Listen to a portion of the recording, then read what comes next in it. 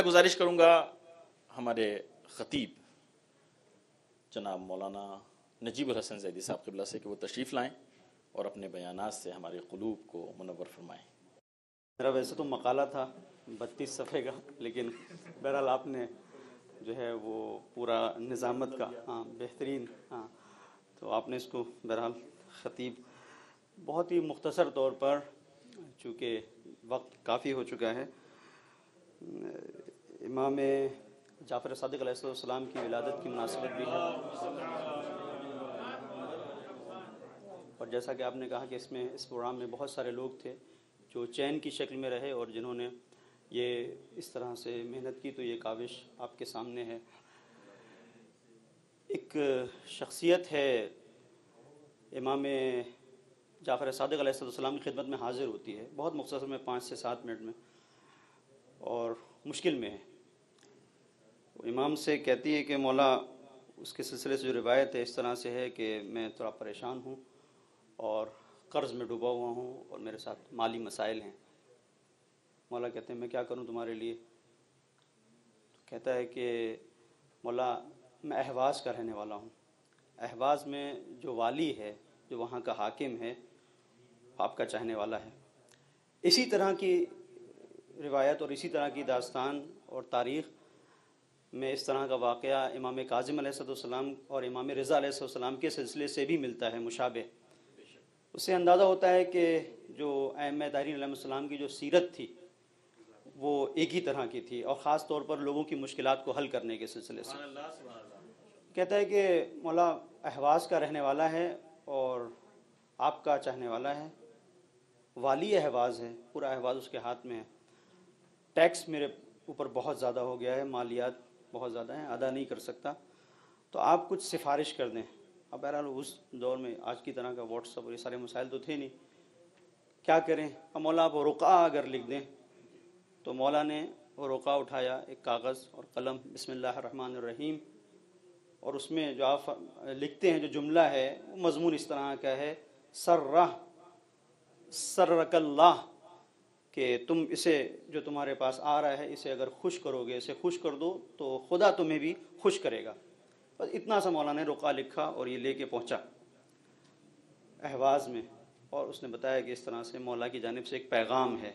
بہرحال اس کو بلایا گیا، اس نے پیغام دیا، اس نے رقعہ دیکھا، کہاں یہ ہے، تو مولا کا تحریر بھی شاید پہچانتا تھا، لیکن اس سے میں مضمون سے سمجھ نہیں پا رہا ہوں کہ ہے کیا معاملہ۔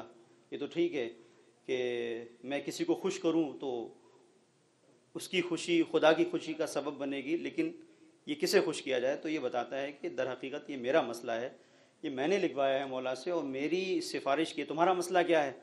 بیان کرتا ہے میرے اوپر بہت ٹیکس ہے اور میں اس منزل پر ہوں کہ بہرحال دے نہیں سکتا، اور مالیات بہت زیادہ ہے، اس لیے میں نے مولا سے یہ کہا تھا، اور مولا نے اس درخواست پہ رقعہ لکھا ہے۔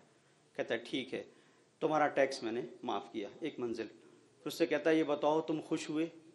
کہتا ہے جعلت فداک، یہ جملے ہیں، تو تم خوش ہوئے؟ یہ کہتا ہے والی اس ضرورت مند سے جو ٹیکس کو معاف کروانے کے لیے گیا ہے مولا کا رقعہ لے کے، مولا کی سفارش لے کے، تم خوش ہوئے؟ کہتا ہے میں خوش ہوا، اور کہتا ہے کہ میری جان تم پر فدا ہو جائے۔ کہتا ہے رکو، صرف اس سال کا ٹیکس نہیں، اگلے سال کا ٹیکس بھی میں نے تمہارے لیے معاف کر دیا، اگلے سال کا۔ اب بتاؤ خوش ہوئے؟ کہتا ہے بہت خوش ہوا میں، جعلت فداک۔ پھر یہ کہتا ہے، پھر اب ادھر سے یہ کہتا ہے کہ اگلے سال کا تو میں نے ٹیکس معاف کیا ہی تھا، اب اس کے ساتھ ساتھ یہ جو فرش ہے، جو یہاں پر قالین اس زمانے میں ہوگا جو بھی، جس پر چل کر تم آئے ہو اور مولا کا رقعہ لے کے آئے، یہ قالین بھی میں تمہارے حوالے کرتا ہوں۔ خادموں سے کہتا ہے کہ قالین کو اس کے یہاں پہنچا دو، ایک منزل۔ پھر اس سے پوچھتا ہے کہ خوش ہوئے؟ کہتا ہے بہت خوش ہوا، ٹیکس بھی معاف ہو گیا، اگلے سال کا ٹیکس اس کا بھی ٹینشن نہیں ہے، قالین بھی مل گئی۔ اور اس کے بعد اب جب یہ کہتا ہے خوش ہوا، تو کہتا ہے کہ ایک کام کرو کہ یہ مرکب ہے، تم آئے ہو، بہرحال دور سے آئے ہو، اپنے مرکب سے آئے ہو، تھک گیا ہوگا سارے مسائل، اس نے اس انداز سے اس کو پیش کیا کہ یہ تازہ دم مرکب لیتے جاؤ، یہ بھی میں تمہارے حوالے کر رہا ہوں، یعنی اب تمہیں اپنی سواری جس پہ تم سوار ہو کے جاؤ گے اس پہ تھک جانے کا اور یہ سب کا مسئلہ بھی نہیں ہے، یہ مرکب لے کے جاؤ۔ اور جب وہ مرکب لے کے جانے کا پھر اس سے پوچھا تم خوش ہوئے؟ اس نے کہا کہ ہاں میں خوش ہوا، جو التفدا کی۔ یہ واقعہ تمام ہو گیا۔ اب دیکھیے گا، یہ واقعہ تمام ہو گیا، آپ کا سنا ہوا بھی ہوگا، بہرحال اگر تکرار ہے تو اس میں بھی ثواب ہے، امام کا ذکر ہو رہا ہے۔ تو اب اس منزل پر آپ دیکھیں کہ جب یہ تمام باتیں ختم ہو گئیں، اور یہ شخص جو ضرورت مند تھا جب امام سے ملاقات کے لیے پہنچتا ہے، ظاہراً حج کے موقع پر امام سے ملاقات ہوئی تو امام اس کو دیکھ کے مسکرا رہے ہیں، تو امام کے قریب پہنچا اور اس نے امام کو بتانا شروع کیا، مولا آپ کے چھوٹے سے رقعے نے میرا بڑا کام کر دیا، میرا ٹیکس تو معاف ہوا ہی ہوا، مجھے قالین بھی مل گئی، ایک بہترین فرش بھی مل گیا، وہ بھی شاہی فرش، اور اس کے ساتھ ساتھ مجھے ایک بہترین مرکب بھی مل گیا۔ تو جتنی چیزوں کو وہ بتا رہا ہے مولا اور خوش ہو رہے ہیں۔ تو کہتا ہے کہ مولا یہ بتائیے کہ جو کچھ اس نے دیا ہے وہ مجھے دیا ہے، آپ کیوں خوش ہو رہے ہیں؟ آپ کیوں خوش ہو رہے ہیں؟ تو مولا نے کہا ای واللہ، یہ جملے ہیں روایت کے، ای واللہ فقد سر اللہ ورسولہ، اس نے جو کام کیا ہے صرف میں خوش نہیں ہو رہا ہوں، اس نے اللہ کو خوش کیا ہے، اس کے رسول کو خوش کیا ہے۔ بس یہی سے آخری منزل۔ اب اس مقام پر آپ دیکھیں کہ اگر کوئی کسی ایک شیعہ کی ایک معمولی سی ذمہ داری کو اٹھا لیتا ہے، اس کا بوجھ ہلکا کر دیتا ہے، مادی بوجھ اگر ہلکا کر دیتا ہے تو امام خوش ہوتے ہیں، رسول خوش ہوتا ہے، خدا خوش ہوتا ہے۔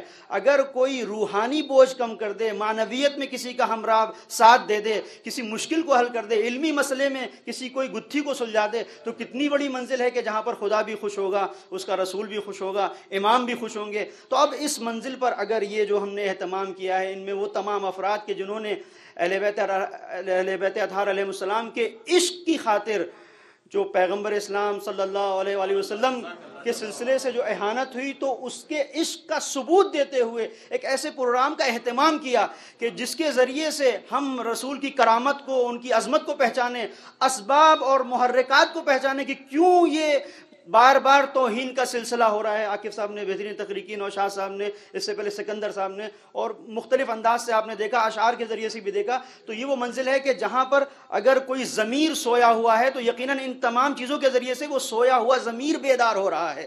تو جو سویا ہوا ضمیر آپ نے کسی کا بیدار کر دیا، تو اب اس منزل پر آپ دیکھیں کہ صرف آپ نے کسی سوئے ضمیر کو بیدار نہیں کیا ہے، اللہ خوش ہوا ہے، رسول خوش ہوا ہے، امام خوش ہوئے ہیں، اور اس سے بڑھ کر ہمارے لیے اور کیا ہو سکتا ہے۔ وصلی اللہ علی محمد وعلیہ اللهم صل على محمد وآل